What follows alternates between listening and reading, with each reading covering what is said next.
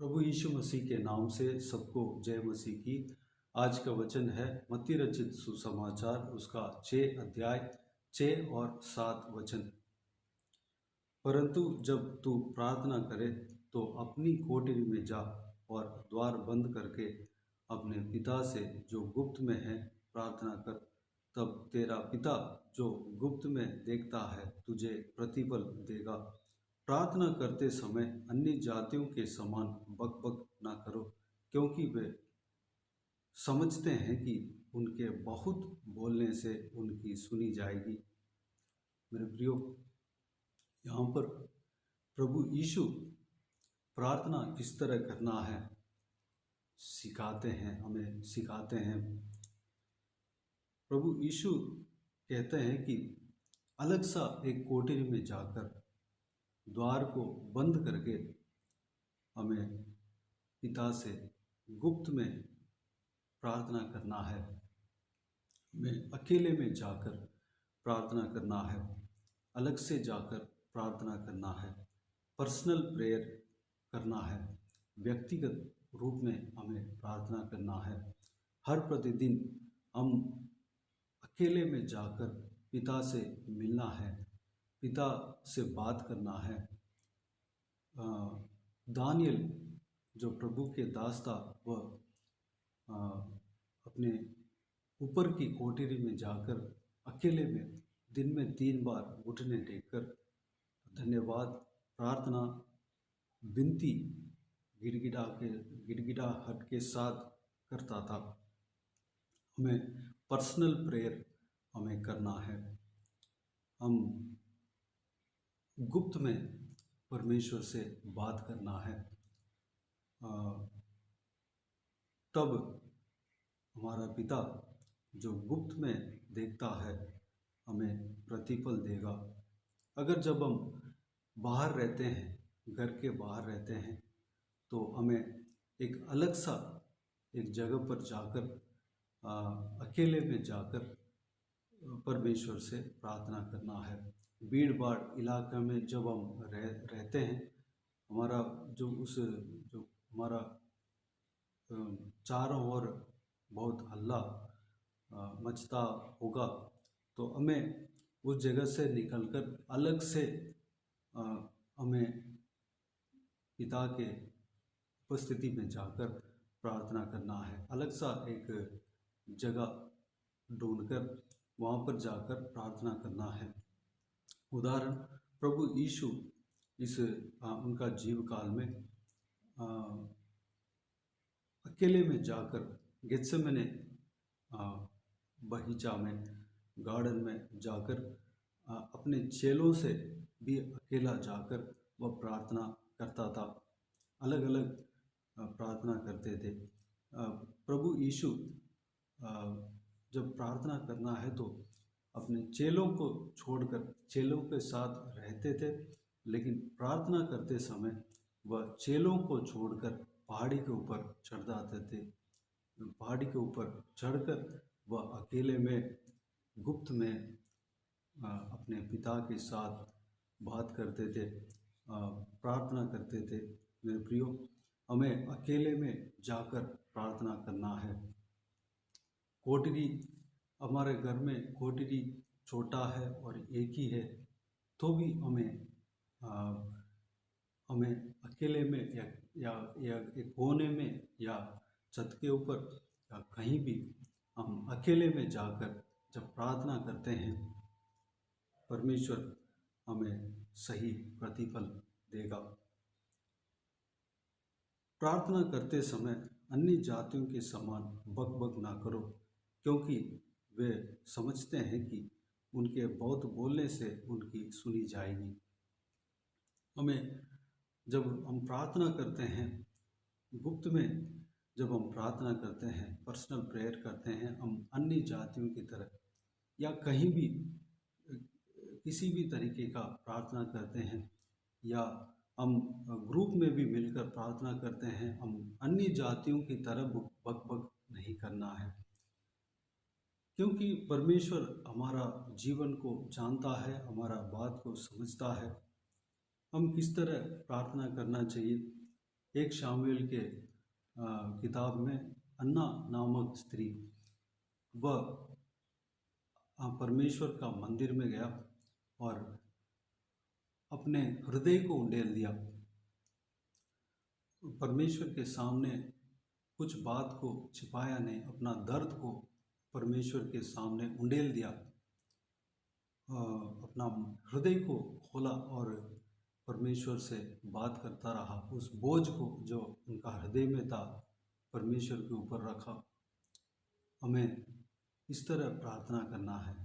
हम अपने पिता से जिस तरह बात करते हैं, अपने दोस्त से जिस तरह बात करते हैं, मूसा को परमेश्वर अपना दोस्त समझता था, अपना मित्र समझता था।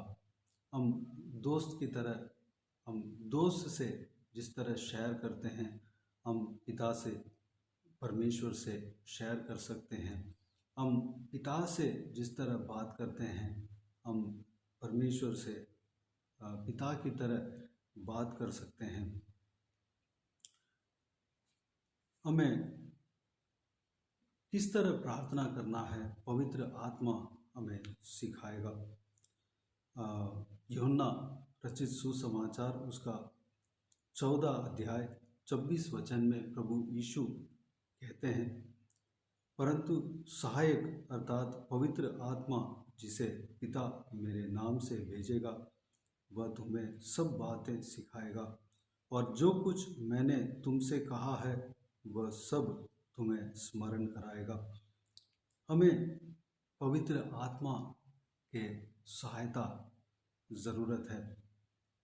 पवित्र आत्मा का अभिषेक हमको ज़रूरत है। जब हम परमेश्वर प्रभु यीशु को अपना जीवन देते हैं, परमेश्वर प्रभु यीशु से हम विश्वास करते हैं, उनके पीछे चलने के लिए अपने आप को सौंप दिए हैं, जब हम परमेश्वर प्रभु यीशु से हम पवित्र आत्मा का अभिषेक जब हम मांगते हैं, अपने आप को पवित्र बलि करके परमेश्वर प्रभु यीशु के लिए उनके उपस्थिति में चढ़ाते हैं, हम जीवित बलि करके चढ़ाते हैं और इस संसार के पापों से अलग होकर परमेश्वर के लिए जब हम जीने के लिए डिसीजन लेते हैं, पवित्र आत्मा से हमें भरेगा, पवित्र आत्मा हमारे अंदर आएगा।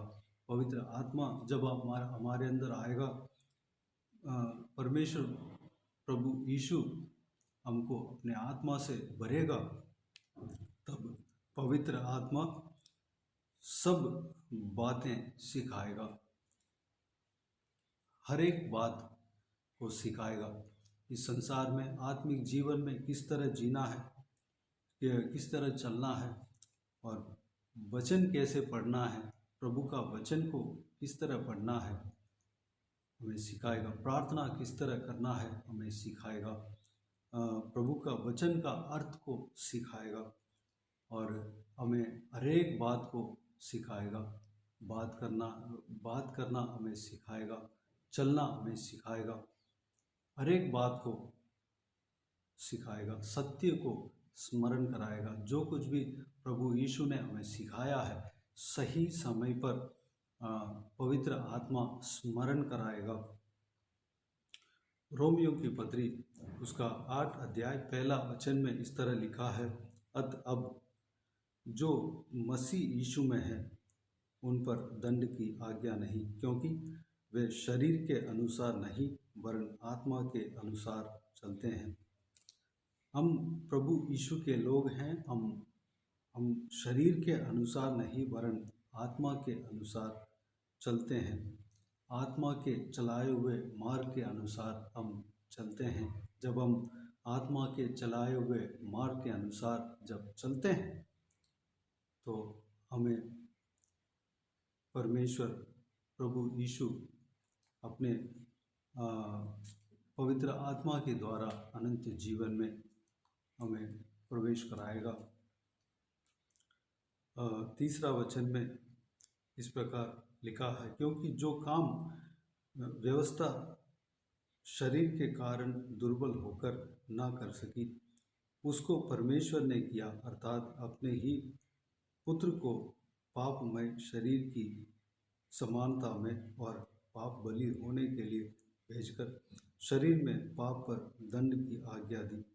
चौथा वचन, इसलिए कि व्यवस्था की विधि हम में जो शरीर के अनुसार नहीं वरन आत्मा के अनुसार चलते हैं पूरी की जाए।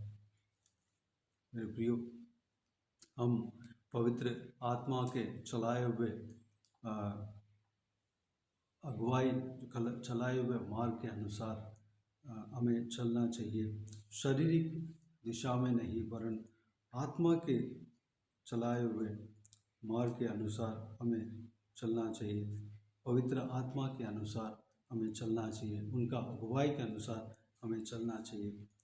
जब हम परमेश्वर से विश्वास करते हैं, पवित्र आत्मा का अभिषेक हमें प्रभु यीशु हमें देता है, पवित्र आत्मा का बपतिस्मा हमें देता है, आग का बपतिस्मा हमें देता है। मेरे प्रियो, इस वचन पर गौर करें। पवित्र आत्मा का अभिषेक जरूर पाना है, उसके लिए प्रार्थना करना है। अपने आप को परमेश्वर प्रभु यीशु के हाथों में समर्पित करें। इस वचनों के अनुसार हम चलने के लिए अपने आप को प्रभु के हाथों में समर्पित करें। आइए हम प्रार्थना में जाएं। स्वर्ग पिता, दयालु परमेश्वर, आपको धन्यवाद देता हूँ पिता, आज का इस बहुमूल्य वचनों के लिए आपको धन्यवाद देता हूँ परमेश्वर। आपके वचनों के द्वारा हमसे बातें किया, हमें सिखाया, आपको धन्यवाद देता हूँ परमेश्वर। हम प्रार्थना करते परमेश्वर, हम हर दिन व्यक्तिगत प्रार्थना करना चाहिए, हर दिन पर्सनल प्रेयर हम करना चाहिए, अकेले में जाकर हम प्रार्थना करना चाहिए, घर के कोठरी में अलग से जाकर द्वार बंद कर दानिएल की तरह हम प्रार्थना करना चाहिए। दिन में 3 बार आपको उपस्थिति में घुटने टेक कर धन्यवाद प्रार्थना गिड़गिड़ाहट के साथ विनती हम करना चाहिए परमेश्वर। पिताजी, हम आपके उपस्थिति में आकर पर्सनली अकेले में एक पिता से जिस तरह बात करते हैं उस तरह हम बात करना चाहिए, और एक दोस्त से जिस तरह बात करते हैं हम अपने सारा विषय को शेयर करना चाहिए। अन्य जातियों की तरह हम बकबक नहीं करना चाहिए परमेश्वर। अन्ना की तरह अपने हृदय को आपके उपस्थिति में ढेल देना चाहिए परमेश्वर। इस सारे बातों को हमें सिखाना, पवित्र आत्मा का अभिषेक से हमें भरना, जो हालेलुया, हम उसके लिए अपने आप को आपके हाथों में समर्पित करते हैं, अपना जीवन को आपके हाथों में समर्पित करते हैं, अपना शरीर को आपके हाथों में समर्पित करते हैं। आपके आत्मा से हमें भरना परमेश्वर। हर एक सत्य के बात को हमें सिखाना, हर एक बात को हमें सिखाना परमेश्वर। हमें अगुवाई करना, प्रार्थना किस तरह करते हैं हमें अगुवाई करना, हमें सिखाना परमेश्वर। आप पिता हमारे द्वारा परमेश्वर हर एक शब्द को आप देना, प्रार्थना करने के लिए हर एक शब्द को आप देना, किस विषय के लिए प्रार्थना करना है आप हमें सहायता करते हैं। आपको धन्यवाद देता हूँ परमेश्वर। पिताजी, हम शारीरिक दिशा में नहीं बल्कि आत्मा के द्वारा हम परमेश्वर आत्मा के अनुसार चलने पाए पिता, शारीरिक अनुसार नहीं बल्कि आत्मा के अनुसार चलने पाए पिताजी। जो आत्मा के अनुसार चलते हैं पिता, उनको परमेश्वर पिताजी उनको अनंत जीवन मिलता है परमेश्वर। उनका दंड की आज्ञा नहीं है पिताजी। हम आत्मा के अनुसार चलने पाए परमेश्वर पिता। आपने इसलिए इस परमेश्वर आप क्रूस पे अपने आप को बलिदान दिया परमेश्वर, हमें छुटकारा देने के लिए, हमें अनंत जीवन में ले जाने के लिए आपने अपने आप को क्रूस पर बलिदान दिया परमेश्वर। धन्यवाद देता हूँ पिता। सारा व्यवस्था हमें परमेश्वर पूरा करने के लिए पिताजी आपने परमेश्वर पवित्र आत्मा का अभिषेक से हमें भरा। आपको धन्यवाद देता हूँ परमेश्वर। पिताजी, हमें चलाना पिता, हमें आशीष देना परमेश्वर। सारा व्यूअर्स को इसी तरह आशीष देना, पवित्र आत्मा का अभिषेक से भरना पिता, आपके सामर्थ्य से भरना परमेश्वर, पवित्र आत्मा का बपतिस्मा देना परमेश्वर। आग का बपतिस्मा देना परमेश्वर। धन्यवाद देता हूँ पिता, हर एक जन को आशीष देना। जो कोई भी कमज़ोर है, दुर्बल है, उन्हें छूकर चंगा करना। जो कोई भी जन बीमार है, उनको छूकर चंगा करना। जो परमेश्वर तंदुरुस्त करना परमेश्वर। जिनका हृदय में चोट है, शरीर में चोट है, उन्हें छूकर चंगा करना परमेश्वर। औषध परमेश्वर लगाना, उन्हें मरहम पट्टी लगाना, उन्हें छूकर चंगा करना परमेश्वर। जो कोई भी जन आंसू बहा रहे हैं, उनका आंसुओं को पोंछना परमेश्वर। अच्छा चराई में आप चलाना पिता, चराना परमेश्वर। जिनको जो कुछ भी ज़रूरत है, उन्हें सारा ज़रूरतों को पूरा करना पिता। जो कोई भी तकलीफ़ है, सारा तकलीफ़ को दूर करना परमेश्वर। जो कोई भी चाहत रखते हैं परमेश्वर, हर एक चाहत को आप जानते हैं, आपकी इच्छा के अनुसार पूरा करना पिता। जिनको शादी नहीं हुआ, शादी के लिए प्रार्थना करते हैं, एक अच्छा सा जीवन साथी देकर शादी कराना। जिनको संतान नहीं है, संतान के लिए प्रार्थना करते हैं, उन्हें संतान का आशीष देना। जिनको नौकरी नहीं है, नौकरी के लिए प्रार्थना करते हैं, उन्हें नौकरी देना। जिनको घर नहीं है, घर के लिए प्रार्थना करते हैं, उन्हें उनको घर देना। जिनका काम अधूरा रह गया है और पूरा होने के लिए प्रार्थना करते हैं, उनका काम पूरा होने पाए, सफल करना परमेश्वर, पूरा करना पिता। उन्हें खुशी से, आनंद से भरना। जो कोई भी जन मुकदमों में फंसा है, उस मुकदमे से छुटकारा देना पिता। जो कोई भी जन कर्ज में फंसा है, उस कर्ज से उन्हें छुटकारा देना परमेश्वर। बच्चों को आशीष देना, जवान बच्चों को आशीष देना, ज्ञान और बुद्धि से बढ़ना। जो बच्चे एग्ज़ाम लिखने जा रहे हैं, उसे एग्ज़ाम में उन्हें आशीष देना, अच्छे से मार्क लेने पाएँ, सही मार्क आने पाएँ, अच्छा मार्क स्कोर करने पाएँ परमेश्वर। अनुग्रह देना पिता। पिताजी हर एक ज़रूरतों को पूरा करना परमेश्वर। जिन माँ बाप अपने बच्चों के लिए एडमिशन के लिए प्रार्थना कर रहे हैं, उनको एक अच्छा सा स्कूल में, कॉलेज में, जहाँ कहीं भी एडमिशन कराना चाहते हैं, वहाँ पर एडमिशन देना। उससे बेहतर स्कूल में या कॉलेज में एडमिशन होने पाए, अनुग्रह देना। जो जितना सोचते हैं, उससे अधिक आप आशीष उन्हें उस विषय में देना पिता, सारा विषय में देना परमेश्वर। जवान बच्चे आपके वचन के राह पर चलने पाए परमेश्वर। गलत संगति में ना फंसने देना परमेश्वर, अनुग्रह देना पिता। पिताजी बुजुर्ग व्यक्तियों को आपके हाथों में समर्पित करते हैं। हर एक जन को आशीष देना, उनका जीवन में कार्य करना, लंबी उम्र देना, शरीर में ताकत बल देना, स्टैमिना देना, आपके राज्य के लिए इस्तेमाल होने पाए। उकाब की तरह नए पंख लेकर उड़ने पाए, आपके लिए उड़ने पाए परमेश्वर। अनुग्रह देना, उनका सहारा बनकर देना रहना पिता। सारा दुआ प्रार्थना को सुना, ग्रहण किया, धन्यवाद देता हूँ परमेश्वर। हालेलुया। जो लोग परमेश्वर अपना परमेश्वर परिवार में जो किसी को खोकर बेटा है परमेश्वर, उन्हें शांति देना पिता। परमेश्वर शांति से भरना, उस नुकसान की जगह आप रहकर उनका सहारा बनना परमेश्वर। धन्यवाद देता हूँ। सारा आदर, महिमा, जलाल आपको मिलते रहे। सारा दुआ प्रार्थना को प्रभु यीशु मसीह के नाम से मांगते हैं, सुनो और ग्रहण कर। आमीन आमीन। प्रभु यीशु मसीह के नाम से प्रभु यीशु मसीह का आशीष और अनुग्रह हम सभी के ऊपर बने रहें। आमीन आमीन। मेरे प्रियो, इस चैनल को सब्सक्राइब करें और शेयर करें। अगर किसी को भी प्रार्थना का विषय हो तो डिस्क्रिप्शन में दिए हुए नंबर पर कॉल करके प्रार्थना करा सकते हैं या व्हाट्सएप के ज़रिए हमें बता सकते हैं, हम आपके लिए प्रार्थना करेंगे। विशेष करके बुधवार को और शनिवार को आपके व्हाट्सएप में वॉइस मैसेज के ज़रिए प्रार्थना करके भेज दिया जाएगा। उस प्रार्थना में शामिल होकर आप भी आमीन कह दीजिए, आप भी प्रार्थना करें।